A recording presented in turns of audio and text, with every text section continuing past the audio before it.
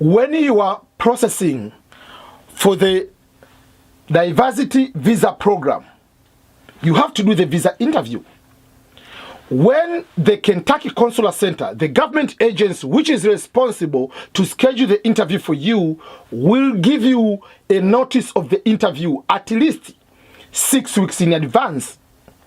Once you get that one, the next process you need to do is the medical examination. There are new changes which have been implemented right now. Number one is,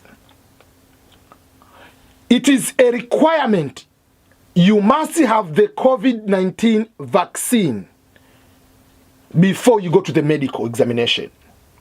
Because in the medical examination, they are going to do the cross-look of your vaccine record, among other things.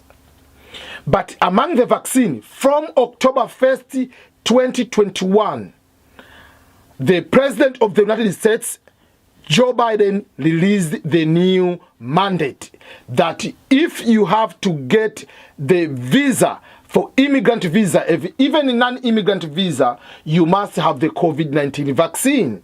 So you must have the vaccine in order to go to the medical. Once you have the vaccine, they are also going to look at other things.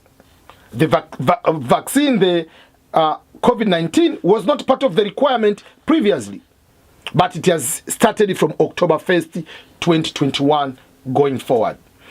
They are going to look at the previous vaccine. They are going to look on those one. If you don't have, they are going to do the vaccine. How much does it cost, the medical examination? For adult, it ranges between 400 to 450. That is around the amount of the total medical cost.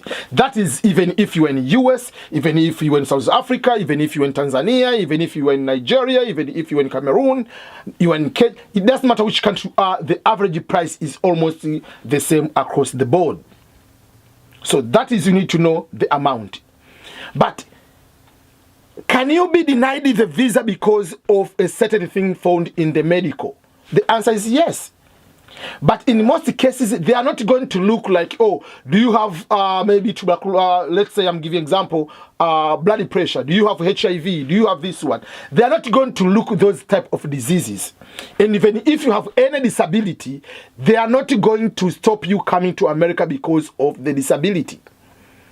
The things which can cause you to be delayed to get the visa is if you have the TB, tuberculosis, you will be required to go and be treated first before you come. That is a mandatory, because in the United States, they have already eradicated the tuberculosis, so they fear people to bring the tuberculosis in the United States.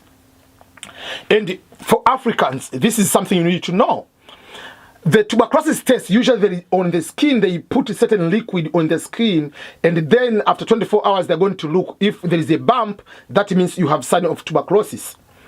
But because you have tuberculosis vaccine while you were a child, majority of you, if not all, it will, because of the vaccine, it will pop up like you have indication you might have vaccine. So usually they will do the X-ray automatic because of not having the wrong signal or sign that you have tuberculosis.